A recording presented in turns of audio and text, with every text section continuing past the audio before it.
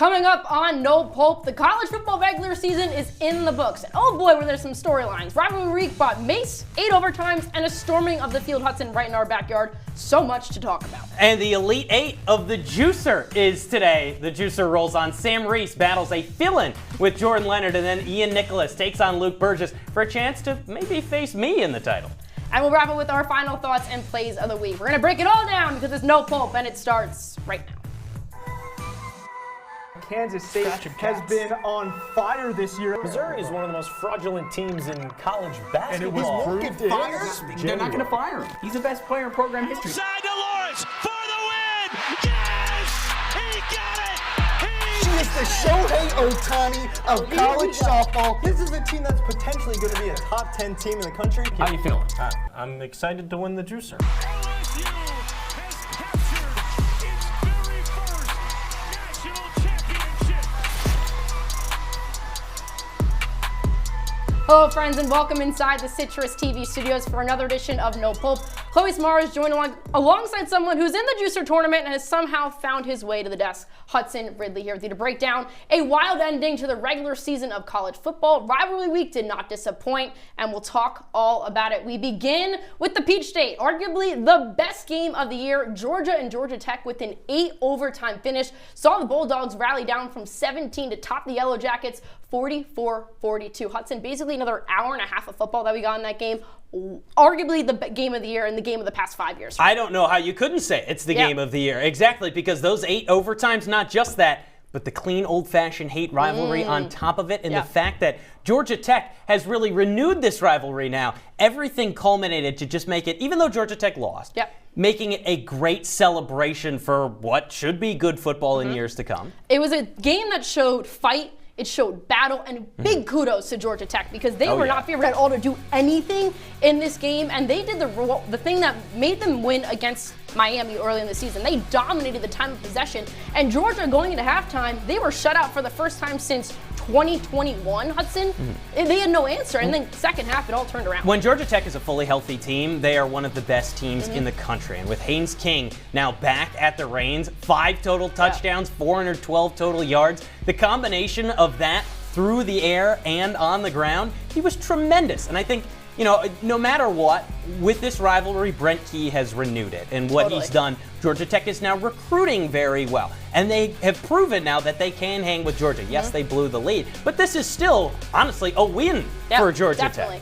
You know what else is a win? Carson Beck, the past 3 games, 11 touchdowns, 0 interceptions. He kind of basically put this team on his back and won in the end. And Kirby Smart, by the way, masterclass of coaching in the end. The way he was able to call those timeouts that led to disruption on that Georgia. Oh, it was beautiful. It was beautiful. He was playing chess. Chess. And I call him Thanos because he kind of like, whenever he needs to get something done, he snaps his fingers. And that is why Kirby Smart, to me, is still the best coach in all of college football. That experienced roster. What a game that was. And it's so good for the sport of college football. No, I fully agree. I think the best part about these rivalry matchups, too, is the fact that no matter how much it teeters and totters throughout a year, there is always plenty of room, especially now with NIL and how the new landscape looks, to really kind of grow your program in a single season and get back into and a it shows that like anyone can win. Exactly. And it's been fabulous. Anyone can win on any given weekend at this point in college football. You look at a game this weekend where you have Michigan and Ohio State together. Michigan, one of its worst seasons in a little while, a really big hangover off that national championship. Ohio State riding high. Doesn't even matter. Ryan Day, a master class of collapse is what I'd like to call that in a 13-10 That Ohio was State win. the worst performance or the worst day of Ryan Day's career. I would agree. Well, he's had a lot of bad days, but I think that's got to be the worst. And I don't see a scenario unless Ryan Day and Ohio State win the national championship that Ryan Day will still be the coach of this program. I think if they win the national championship, he still got, because it matters that much. If you look at the last couple of years, you have to win both. That's the standard at Ohio State. That's where they've gotten as a program, is they want you to win both. If you don't win both. And the best part about this that's so comical to me is that Ohio State has put in the most amount of money out of any other college football team, $20 million to bring players in, to all that salary cap money.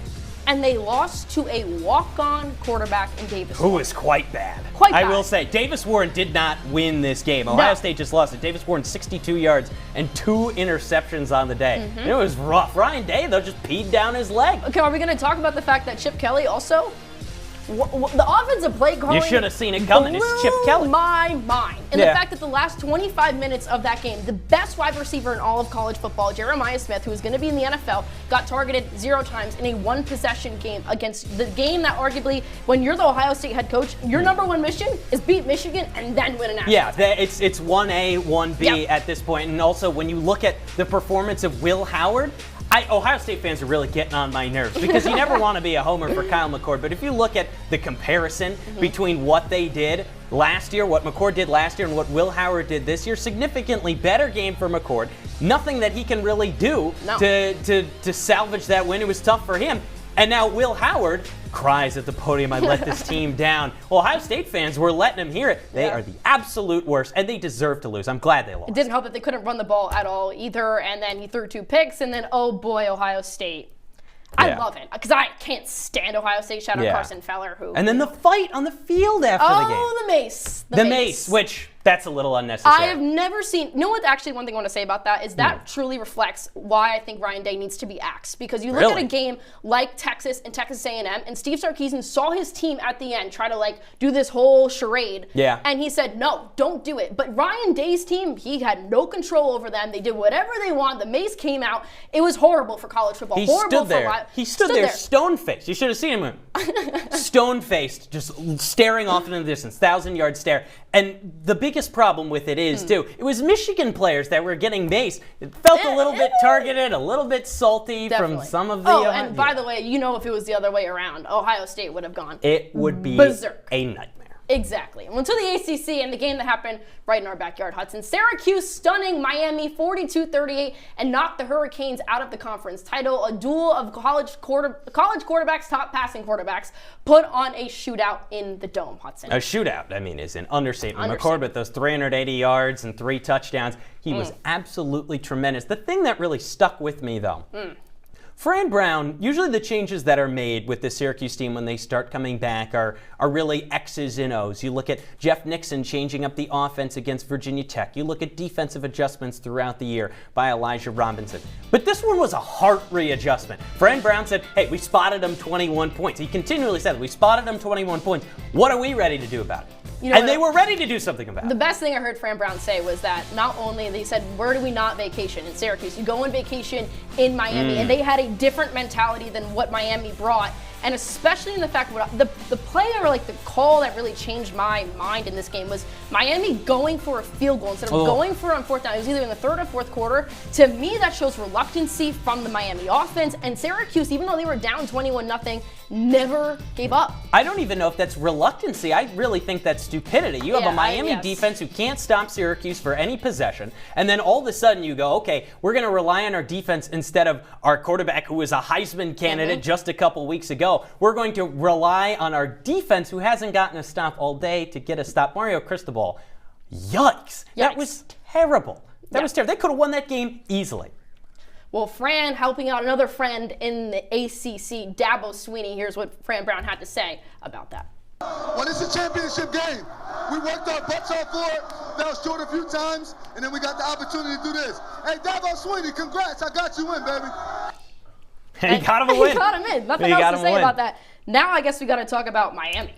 Yeah. They're out. They're rough. 100% out. And today, the Miami AD going on Twitter, not too happy about Alabama. Now, basically, that #1 bubble team. You have SMU if they lose to Clemson. They're most likely in. Who else? You have Ole Miss, South Carolina. Exactly. And they blew said it. There will be no switch-ups now with teams that aren't playing this week. And look, I understand it from the committee's perspective that they want to put big brands in Miami in recent years, especially because they have really no fan presence at that stadium, and it's kind of lame. What about that? Michael Irvin is really your only fan presence. With that, I understand them wanting to put in Alabama. But if you look at what they determined to be the more important factors, I like South Carolina. None of the committee's logic lines up in terms of putting Miami in. Would Alabama beat Miami?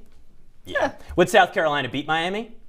Yeah. But in general, if you don't line anything up with the criteria you're giving, I mean, that gives Miami a free pass to rag on the playoff, but they don't care. And it's a shame for Cam Ward, because what a year he's had. I mean, one of the top transfers in the country, and they blew it. This is their one game they had to win. Syracuse had nothing to lose. Yeah. And it was very clear from the energy that Syracuse brought versus Miami that Syracuse was like, hey, let's knock out Miami. Let's close off the year on a high note. And they got their biggest win in program history since we've been here. Yeah. Best game I've seen. It just sucks because Cam Ward, who climbed from Incarnate Word and FCS all the way up Washington State, all the way up to Miami in the pinnacle. Maybe he makes the college football playoff. He's making a Heisman push, and then all of a sudden, it just falls apart like that. But I love it. We broadcast from Syracuse. We gotta love the game. Yeah, that's When true. we come back here on No Pulp, we'll have round 1 of the Juicer quarterfinals. Jordan Leonard and Sam Reis battle for a spot in the Final Four.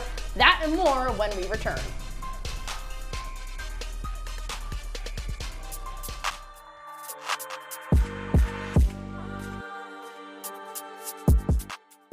When I was in foster care, I never knew when I would have to move. So I always had my suitcase ready to go. Then one day, I was adopted. My new parents opened their hearts and home to me. My parents cook my favorite breakfast for me every morning. My parents take me on trips I never thought I would go on. They gave me a home and an even better reason to use that suitcase. My parents aren't perfect, but they're perfect for me. They told me a bottle couldn't dream. That I would never become a superhero.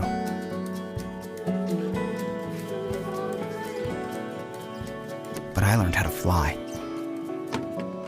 Just to come back in a new disguise. And be the hero that I've always wanted to be.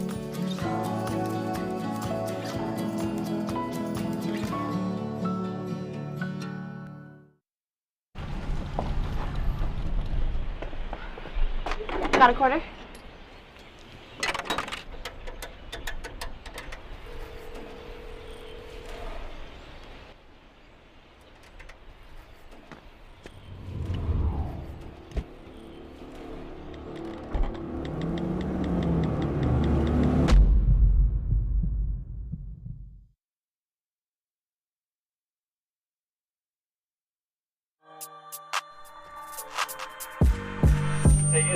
We already got a stare down happening during the break. They're very much into it. Welcome back to No Pulp. We got round 1 of the Juicer today, round 2 coming later. Fill in, Jordan Leonard, nice of you to join us. Yeah, some people say I deserve to be here in the first place. Not many. Here we go with the smack talk already. Sam, pleasure. Thank Are you. you guys ready? I'm ready. I want you two to shake hands, because I have a feeling you're We'll do going a to fist pump. Fist pump. All right, let's No shake hands. Let's get this thing going. Jordan, I'm going to come to you first. Business. Best moment from rivalry week is. You know, Chloe, I got to revolve around what the No Pulp producers think. They led off the show today with Georgia Tech 8 OTs, so I got to go there. Some may say they're the best producers in the country. If they lead the show with this was the best moment of the weekend. You also said it was the best game of the week. That makes it the best moment of the week as well. Georgia Tech was up 17-0. Everyone thought this game was over, but no, Georgia comes back 31 combined points in the fourth quarter.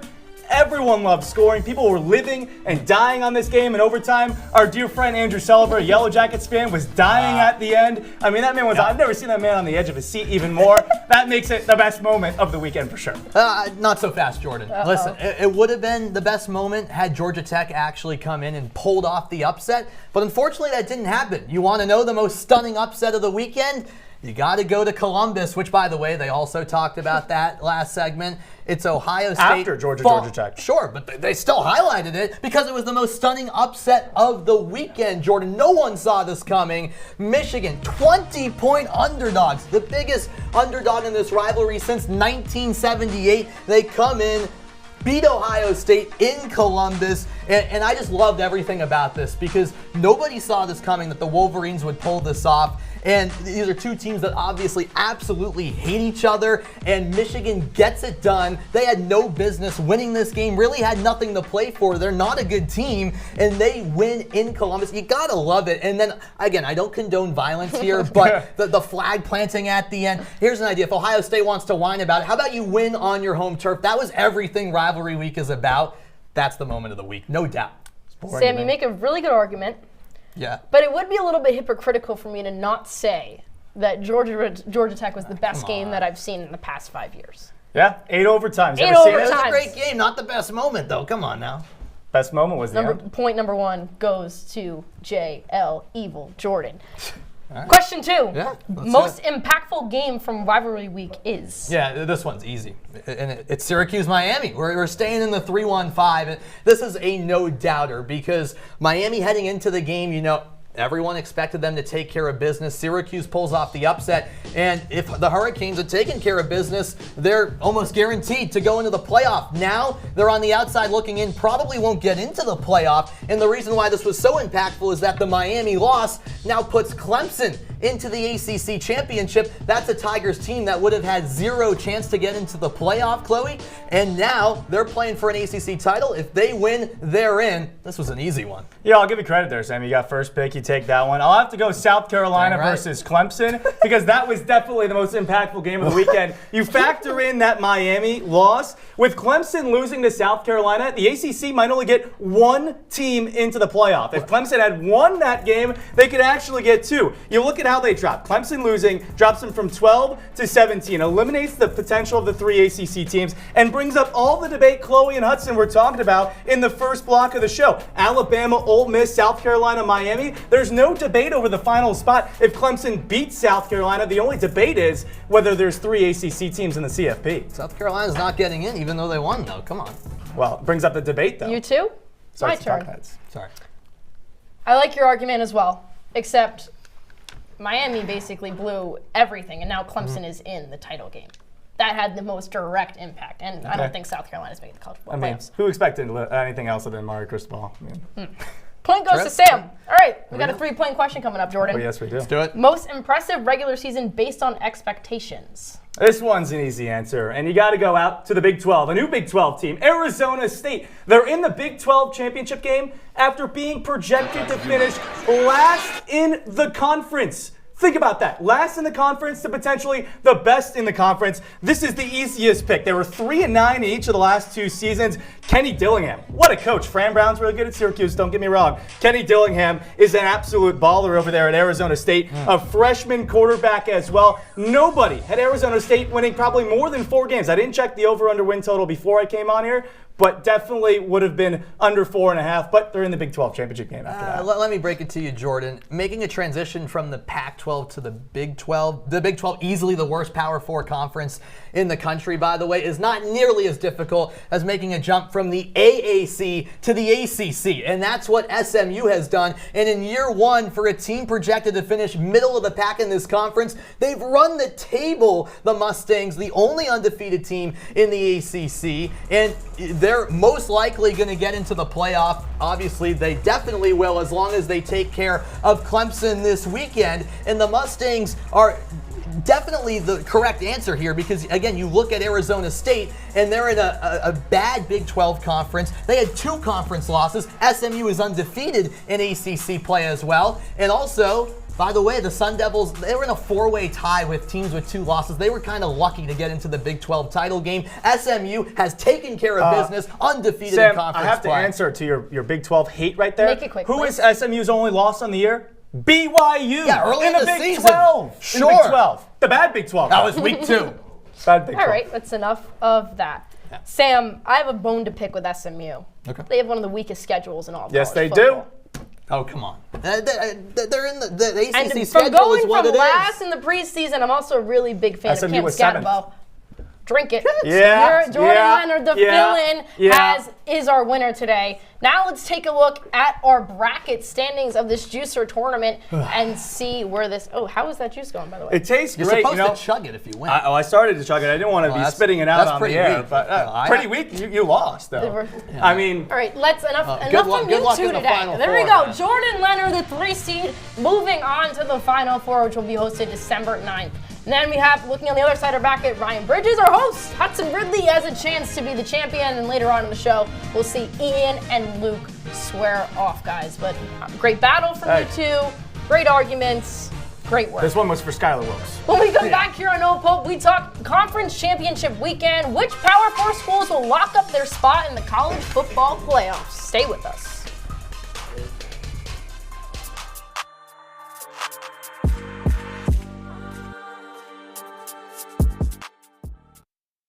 It's a beautiful day out here. Sunny today with light breezes, giving way to clouds in the afternoon. We could see some light precipitation to moderate precipitation later on, followed by powerful storm-like conditions. 90 miles per hour winds are expected. Authorities are asking everyone, stay indoors.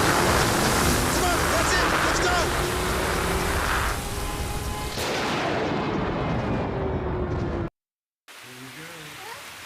Here we go. We're gonna go out there in the rain. It's gonna get wet. All right, here we go. Go, bro.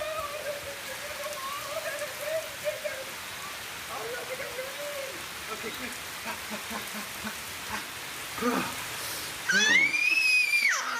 Oh yeah, yes. So much fun. Mwah.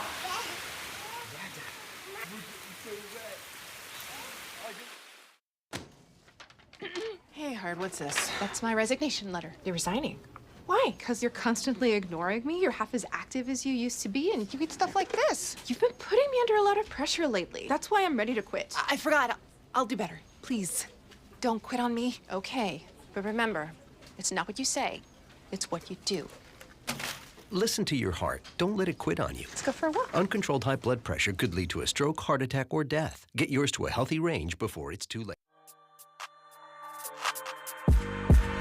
Welcome back to No Pulp. Chloe Smarz, Hudson, Ridley talking what we've been waiting for this entire season, Hudson. Championship weekend. Win and you're in. It's that simple for the college football playoffs, but for some teams, it's going to be a little bit more of an uphill battle. We start in the SEC, a rematch from earlier this year between Georgia and Texas. The Dogs took the game back in October, but Texas has been undefeated since. Thoughts on how you think this game is going to play out? No uphill battle for either of these teams to get in, but I do think this will be a lot closer than it was last time. If you remember that last game, it was really the Texas defense, the Georgia defense, that carried that game. Carson Beck was horrific. Quinn Ewers was okay. Now I think the playing field might be leveling a little bit more as Texas defense is getting hot. Under 20 points per game allowed in the last 4 games. In each of the last 4 games, they've been pretty special. The only question is, will Carson Beck show up? He's been great as of late, but 3 interceptions in the last game. He did no help. And will he stay off Snapchat? That's also what I want to know, because that's getting really awkward and that could be demoralizing for the team. I mean, you look at this, you look at these two teams, and what's their storyline, right? Texas has the ability to have a remarkable first season in the toughest conference in all of college football. And then you have Georgia looking to go for 2 conference titles in the past 4 years. You look at Carson Beck, you look at Quinn Ewers. Carson Beck, as of late, though, like I mentioned earlier, 11 touchdowns, 0 interceptions in his past 3 games. He's been playing hot. One thing, though, he needs to get a lot more help from his wide receiver group. They're too talented to not be doing more for him. They are. Their wide receiver group at Georgia is shockingly untalented for what you think it would be. Carson Beck has done a lot more than people think he has this year in terms of getting his team to the place they need to be. My biggest question mark now, as we get to this point, is still less about him, though, and which Quinn Ewers do we see in that game I think really swings the They balance. brought in Arch Manning back in that game in October, and that seemed to bring no spark plug as well. I want to also see how it's their first year in the SEC. But the game's in Atlanta, which ain't too far from Avin. So will that crowd, will Georgia fans be there? Will they be barking?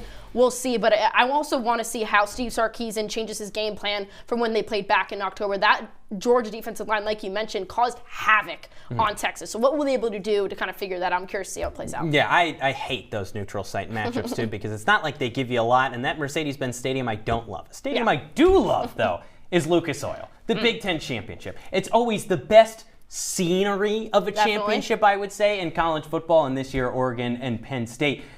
But I think that's a little less of a toss-up, Chloe, than what we have with Texas. I'm going to disagree with you. Really? Okay. All right, now, I think Oregon's going to win this game. They have the best coach in Dan Lanning. I think Dylan Gabriel's the best transfer we've seen all year. But when you look at them personnel-wise, right? Oregon has a great defense. Penn State has a really aggressive defense. Then you look at their tight ends, right? Tyler Warren, great. Terrence Ferguson, he's great. fantastic. You have Nick Singleton for Penn State. You have Jordan James. So what does it come down to then? Drew Aller versus Dylan Gabriel, and how will that play out? That gap is so wide. The gap between Drew Aller and Dylan Gabriel is agree massive. with you. Drew Aller, if he was on that Oregon team, wouldn't be the backup, he'd be the third string. That's how embarrassing Here's my thing. I think when Penn State is at its best, they're the aggressor. They're the ones pushing the ball downfield, being creative on offense. We saw it in West Virginia game early in the year. When we didn't see it was in the Ohio State game, and that's when it caused a lot of problems. Dan Lanning is going to make sure that Tyler Warren is not an X factor. So what is Penn State going to do? That's when it's going to come down to Drew Aller, and that's what's going to matter for Penn State. But you notice how you said, oh, they did it against West Virginia. They didn't do it against Ohio State. You know who's good at football? Ohio State. You know who's really bad at football? West Virginia is really bad at football. Penn State hasn't beaten anybody of note. Every team that they've gotten into close games with has been, for lack of a better term, mid. And they haven't distanced themselves from any of those teams. So what's there to believe that Penn State will suddenly show up against Oregon and become this juggernaut of a team when their weapons outside of Warren aren't that great? Drew Aller is... Don't even get me started. So let me ask you a question. Okay. So do you think if this game gets so ugly for Penn State, right, if it's a blowout, will they go on the road in the college football playoffs? God, I hope. They need that. They need that. We'll see what happens. And to two teams that haven't beat a single top 25 team this year, Clemson and SMU in the ACC title game. Clemson, of course, getting in after Miami's loss to Syracuse. SMU favored in this one, but Hudson, in my opinion, it could really go either way. I honestly don't think it could go either way. What do you think? I think Clemson all the way, and I know this is a bit of a shocker because they kind of backdoored their way into this game. I mean, if Ryan Day gets a case of champagne from Fran Brown, Fran Brown needs a whole truckload from Dabo Swinney. I think what this game means is just experience versus inexperience. Yeah. SMU has been great this year, but who have they played? Clemson has been good this year, but who have they played? So what does it come down to? What's the differentiator? Yeah. Dabo Swinney and his experience in big games, I think, is incredibly important. And sure, a lot of these Clemson players weren't there at the time, but it's still the way your program operates, the way it's coached. That makes a massive difference for a Clemson team that has all the pieces. I think this is the game that they string it together. I also think this is just, in my opinion, the most lackluster game in all of the conference. Oh yeah, who cares? I don't care. I really don't, because I have so many questions about both teams. The stat that really blows my mind is the turnover margin here. When SMU, their toughest defense that they played all year was Duke. It was also, by the way, their worst offensive performance of the year. And I'm not saying that Clemson has a tough defense, right? They're not elite, but the talent, the physicality that they have is going to be the best defense that SMU has seen all year. So what will Kevin Jennings do? To be determined. When the best defense you face all year has a guy named Memorable Factor at middle linebacker, you're not playing a serious team. So I think SMU, I wouldn't say fraudulent because they've beaten the teams they're supposed to beat and they kept it close with BYU, but I think this will be the real I don't think it's going to be close. I actually think it's going to be a blowout one way or another because both teams rely so much on the turnovers. That definitely is true. The last game that we have to get to on our slate is one of two teams that have almost come out of nowhere this season. Arizona State and Iowa State for the Big 12 championship. Arizona State, who wasn't in the Big 12 a year ago, finished 3-9 last year. All of a sudden, they turn it around, and now, I mean, they are looking like the hottest team right now in college football. This game is very interesting to me because when you look at, say, what Iowa State does so well offensively, Arizona State does not so well, and vice versa. And what I look at, right, Cam Scatterbo, he's going to be the X Factor. What a great last name, by the way. Saban's I love favorite saying player. Scatterbo. He's awesome. He's great. But what I look at is him going against an Iowa State rushing defense that ranks 99th in the country. That's going to be a big problem. That's not good. Not good at all. Not a big math guy. There's only 134 teams. That's not the best number that you want. I think on the other end, too, if you look at the momentum, and that's really the biggest factor, no weeks off coming into this game because of the rivalries, I think it's incredibly important that Arizona State right now is on a hot streak, 5 straight wins. And, I mean, Iowa State has played a lot of close games, a couple of bad losses, Kansas and Texas Tech. Sure, their offense has been good. I mean, 2 1,000-yard receivers. That's the first time that's ever happened. But the passing offense is the only thing that they have. And if you're getting in a shootout with a team that is just going to control the clock and run the ball, you're done for. I mean, Rocco Beckman, like we see on the screen, he has some pretty good wide receivers to throw to. Higgins, more of that outside guy, and then you have Noel, who's more of that inside intermediate route for them. But when I look at this game, I look at actually Sam Leavitt against the Iowa State linebackers. Leavitt's more of a creative dual threat quarterback, not like what you typically see, but if those Iowa State linebackers can make him a little bit more confused and get him to beat himself, we're going to have a long day. Yeah, that's true. And when we come back here on No Pulp, we'll bring in the number 2 seed and the number 7 seed, Ian Nicholas and Luke Burgess, talk college hoops for a chance to get one step closer to being the Juicer champ. All that after this.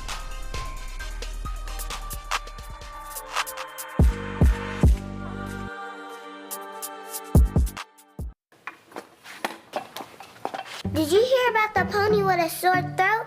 He was a little horse. Can I tell you a cat joke? Just kidding. Why couldn't the Why was the basketball court all wet? Why? Because the players kept dribbling all over it. Where did cats go on vacation? New York.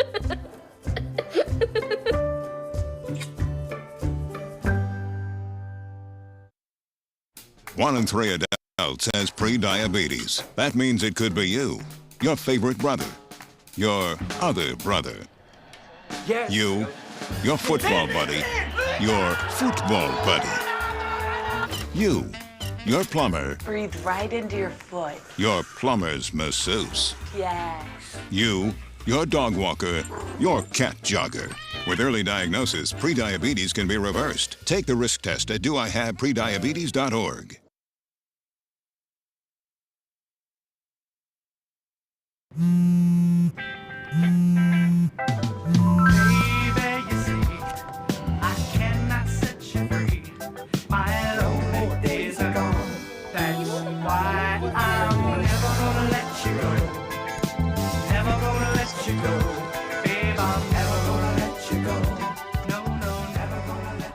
Here you go. Thank you. Thank you.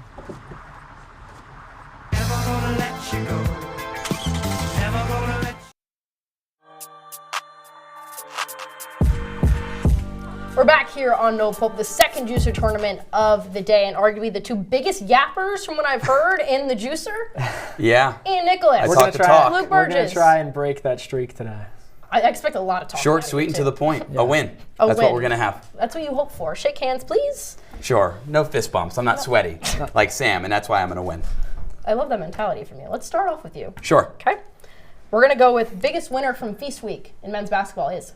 I'm going to go off the board, and I'm going to pick Louisville because the Cardinals had no expectations going into Feast Week. Kind of like a week, stuffing. Nobody wants to take it, but I want all of Louisville. They beat West Virginia and a top 15 Indiana team at the time on the road, and they almost beat Oklahoma to win the whole thing for the battle for Atlantis. I love this Pat Kelsey guy, and I was a Kenny Payne guy. He ran this Louisville team into the ground, Chloe, and Kelsey single-handedly bringing this team back to prominence. Louisville, a team that almost won the whole thing, but these early season tournaments, they're all about those wins, right? And they're all about playing in those games that are really important. A team that played in those games and won, and is currently, as we're filming this, beating Duke. Auburn, who won the Maui Invitational, arguably the best early season tournament. That was the question. They dominated early, really, and cruised through this entire tournament, beat a Memphis team 90-76, and Janai Broome earned MVP honors. He's off to a great start for his campaign for National Player of the Year. Auburn's number 2 in the country, the best team in the most competitive conference in the nation in the SEC. And I think they're unbeatable right now. You look at what a good Tennessee team playing well. has Wow, been doing that's crazy. and winning the best tournament that there is to win. Okay, I would say people expected them to win. You're not going to like this.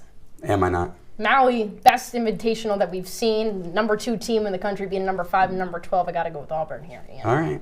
That's just round 1, though. We're going to go to round 2.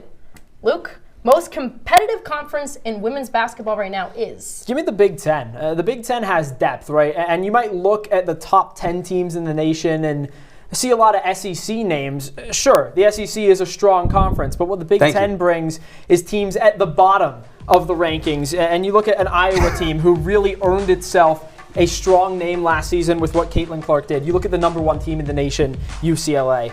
USC is a top 10 team in the nation. And what this does is it brings, like I said, a strong depth to the conference. You look in the bottom half of the rankings, the teams that are ranked in terms of the SEC, and there's not a lot of big names there, right? You're looking at teams that are well-rounded. That's where I look, right at the bottom of the rankings. That's always where I go when the rankings come out. Well, surely, but when you're talking about depth inside of the conference, the Big Ten has much more depth than any team in the SEC, and SEC is a bit of a top-heavy conference, so that's just the way it is. Well, the Big Ten has UCLA, who just beat South Carolina. UCLA now the #1 team in the country, so there's no competition in the Big Ten. UCLA is not only the best team in the conference, but in the country.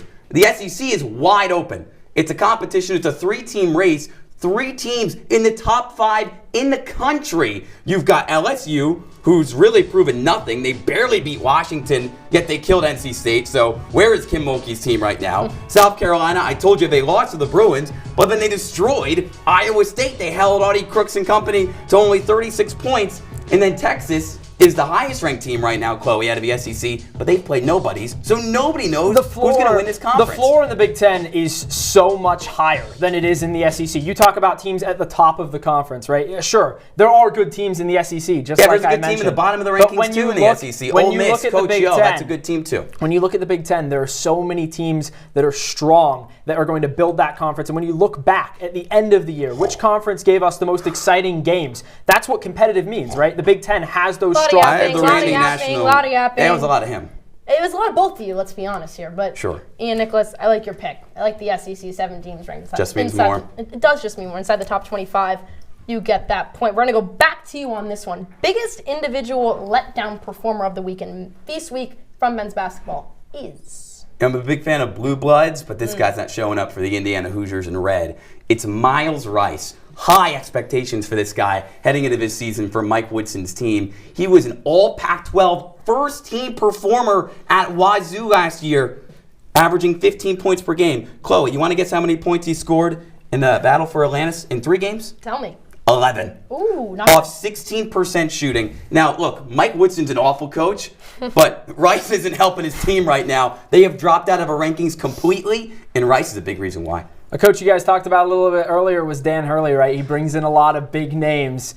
Liam McNeely was the biggest name that he brought in over the offseason, a 5-star recruit coming from Florida, one of the top 10 players in the nation consensus, pretty much every single ranking that you can find. The Maui Invitational, UConn was incredibly disappointing, and he was one of the big reasons why. They go against Memphis, a game that UConn lost. They lost all 3 games, but McNeely goes 3 of 9 from the floor. Then against Dayton, in trying to avoid finishing last in the tournament. 0 for 9, no points from your 5-star guy who's supposed to be running the middle of the floor, your big True forward freshman, that you big bring tournament. in. Pretty tough, Luke. True freshman that you bring in who's supposed to perform on day 1. That's what UConn's built on, is getting good players in, developing them quickly, one-and-dones onto the NBA. McNeely's supposed to be that guy, but he doesn't look like that guy right now. I saw the bottom of that graphic, Luke. He had 1 bad game against Dayton. He averaged double-digit points per game in that tournament. My guy scored 11 points in the whole tournament. He stunk it up from game 1 to game 3. When you have a guy who's taking a majority of the shots in your offense in the second half, as he did in game 1, and you go 3 of 9,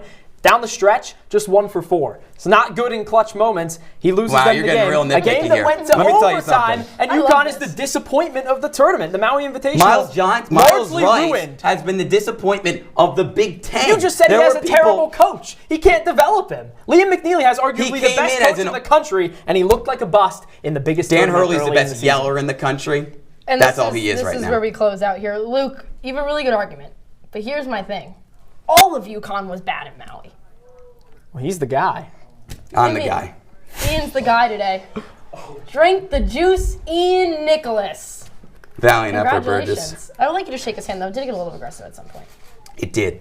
It's a juicer, though. You know how it goes. Chug away. I got you. Let's take a look at the juicer standings. Ian taking over the 7th seed, and Luke in the Final 4 that will air next week. And then our Final 4 is set. Ryan Bridges, Hudson Ridley, Jordan Leonard, and Ian Nicholas. Hudson Ridley, the only non-senior, by the way, in the Final 4. Shout out, Hudson. Inexperienced. Oh, here we go. It's already starting. This is not good. But coming up here on No Pulp, when we come back, Hudson and I give our final words and our plays of the week. Stay with us.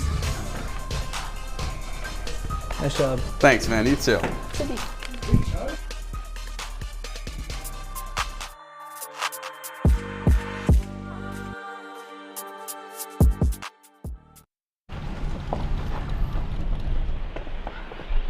Got a quarter?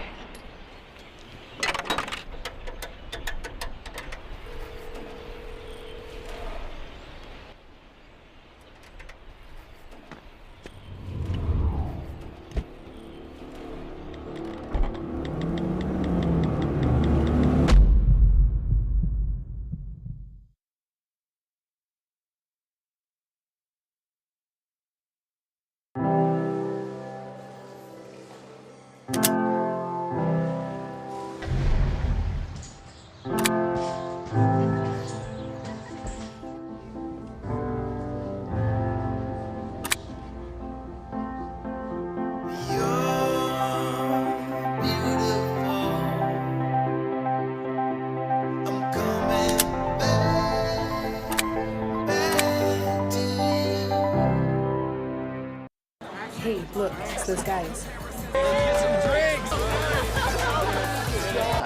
Are you good to drive? I'm fine. How many did you have? I should be fine. You should be. Go and step out of the vehicle for me. See ya, buddy. Good luck.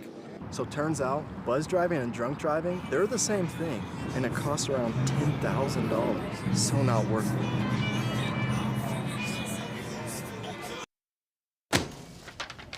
Hey, Hard, what's this? That's my resignation letter. You're resigning? Why? Because you're constantly ignoring me. You're half as active as you used to be, and you eat stuff like this. You've been putting me under a lot of pressure lately. That's why I'm ready to quit. I forgot. I'll do better. Please, don't quit on me. Okay. But remember, it's not what you say. It's what you do. Listen to your heart. Don't let it quit on you. Let's go for a walk. Uncontrolled high blood pressure could lead to a stroke, heart attack, or death. Get yours to a healthy range before it's too late. Welcome back into No Pulp. I'm Hudson Ridley. You'll hear from Chloe Smarz in a minute. By the way, great juicer that she hosted. She's right. I'm the only non-senior somehow still left in this bracket. I think I got a pretty good run to the championship going. You'll have to find out on next week's No Pulp, and we only have a couple more minutes on this week's No Pulp. So it's time to get to our plays of the week. I might be a little biased. You could definitely argue that. But I don't think any play had more influence in this week's college football playoff picture than Devin Grant of Syracuse and the scoop and score touchdown that he had against Miami. That made basically a 14-point swing. If they don't get that stop right there, Miami goes down the other way, scores a touchdown, and then is up 7. You take it all the way back to the house, that flips the entire script, 14-point swing, and it really changed the game. And really the entire landscape of college football, because the afterwards and the storm that came behind that was arguably even worse. Hudson, Devin Grant, what a great play. It shows that Dart mentality that Fran Brown's been looking for all year. But let's go out west for my play of the week. Notre Dame versus USC in the Coliseum. And to set the scene, quarterback Jaden Maeva was picking on Irish cornerback Christian Gray all game long. But with the playoff berth on the line, the sophomore came up clutch in crunch time. Less than 4 minutes to go. USC looking to go for a big play and score and tie this thing up. And Gray says, not so fast. He twists his body, a 180 grab, unreal interception in itself, and then makes the heads-up play to run this ball back 99 yards for a scoop and score. Coach Friedman told Gray to reload after a tough day in the secondary. Oh, and he reloaded, and he shot the Irish right into a college football playoff spot, Hudson. No, he really did. That was a pretty good play. I think mine might be a little better. For my final word, though, I want to shift focus to the FCS. Every year in the New Orleans Superdome, Grambling State and Southern University, two teams in the Southwestern Athletic Conference, compete in the Bayou Bowl. Over the weekend, Southern and Grambling met for the 75th time. Southern won the game for the 3rd straight year, but the game itself is only a fraction of what the rivalry really means and why it's so special. Like all HBCUs, Grambling and Southern have one of the best bands in the country. In fact, the SWAC is so good with their bands that the league has an unofficial 5th quarter where both battle it out after the game is over. The sonic sound of Southern and the Grambling's Tiger Marching Band put on a show, playing louder and stronger than any marching band you've ever heard. That's part of what makes the culture of this game so significant and unique. Sure, these aren't big brands. Believe me, there's plenty more rivalry games with a lot more at stake, but just implore me, next time you're flipping around the channels next year, please take a look at this on NBC. It's worth your time. Hudson, I'm not going to lie, I've never even heard of that game, so I will definitely be checking it out. And for my final word, we go into the news that came out of Northern California. The news that All-Pro quarterback and Stanford legend Andrew Luck would be joining the Trees as their general manager. This news might not seem like a big deal, but it points to a serious trend that fans and college programs need to understand, especially with how this college football playoff has played out. It showed that building a roster through the portal has become the biggest skill in this new era of college football. Think about it. Dylan Gabriel at Oregon, Kyle McCord at Syracuse, Cam Ward at Miami, the list goes on, all assisted in turning around their programs. We've arguably never seen a college football season with this big of transfer, and like it or not, college football has turned into a pro style, and going down the line, programs need to prepare for that. Stanford, in many ways, is acknowledging that others are tiptoeing around their needs for someone other than the coach to manage everything, and at the core of this move is a paradigm shift in the world of college football, Hudson. Andrew Luck, back in the game. Exactly. It's nuts. You thought it would never happen, especially at the GM role. I hope he's aggressive enough. I think he might not want to hurt people's feelings enough to do bad stuff with NIL, which is what you need to do to win. Well, that will do it for this episode of No Pulp. For the two of us and our entire producing crew saying so long and good night.